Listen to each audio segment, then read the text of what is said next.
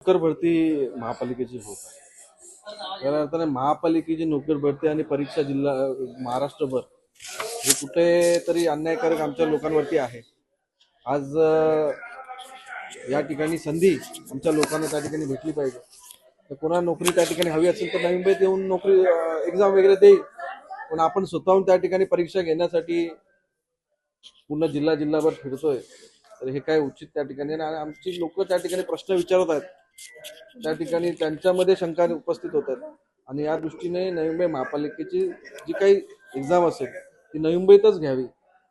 आणि आम्ही नवीन सेवा भरती नियम त्या ठिकाणी आणतोय, तर ती लागू करण्याच्या हिशोबाने जरी भरती केली तर तिचा परिणाम होणार नाही. त्यामुळे तोपर्यंत तुम्ही तात्पुरती भरती करून घ्या आणि जेव्हा नवीन नियमावली होईल तेव्हा आपण रितसर भरती प्रक्रिया राबवूया, अशा प्रकारचा ठराव आम्ही सभागृहांनी सर्वानुमते त्या ठिकाणी पास केलेला आहे. त्यावरती आयुक्तांमध्ये काय अंमलबजावणी करतात ते बघूया. मोबाईल नंबर वगैरे असतील त्यांना लगेच मेसेज त्या ठिकाणी पुरवले जातील.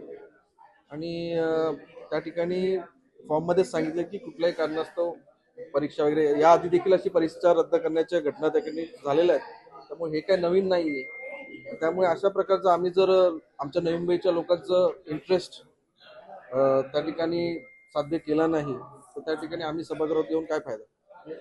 नोकरीवरती सर्वप्रथम अधिकार हा नवी मुंबईत राहणाऱ्या लोकांचा असला पाहिजे, अशा प्रकारचं मत आमचं आहे.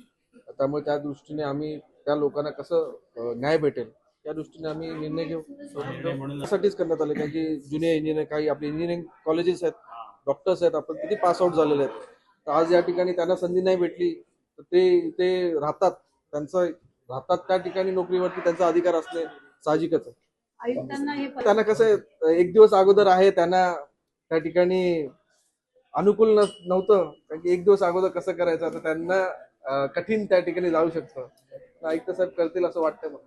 तुम्ही म्हटलं की सगळी जबाबदारी सभागृह घेईल, प्रशासनाने याचं टेन्शन घेऊ नये, कारण त्या बाबतीत कोर्टात जबाब देण्यासाठी बोललो. त्या ठिकाणी बोललो की काही आलं तर आम्ही सभागृहाची हा धोरण त्या ठिकाणी घेतल्यामुळे त्यामुळे आयुक्तांवरती काय त्या ठिकाणी कुठला टप्पा ते घेत नाही.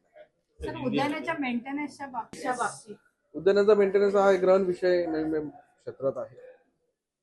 आम्ही आता या शहराच्या स्वच्छतेच्या दृष्टीने, उद्यानाच्या देखभालीच्या दृष्टीने सर्वकष असा विषय धोरण आम्ही तयार करतोय आणि येणाऱ्या सभेमध्ये आम्ही तो धोरण सभागृहापुढे सादर करणार आहोत.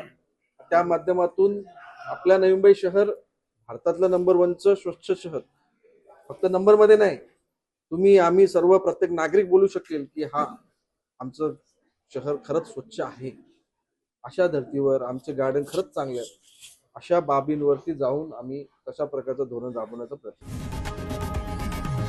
लोकशाही मराठी ऐका, पहा, जागरूक रहा.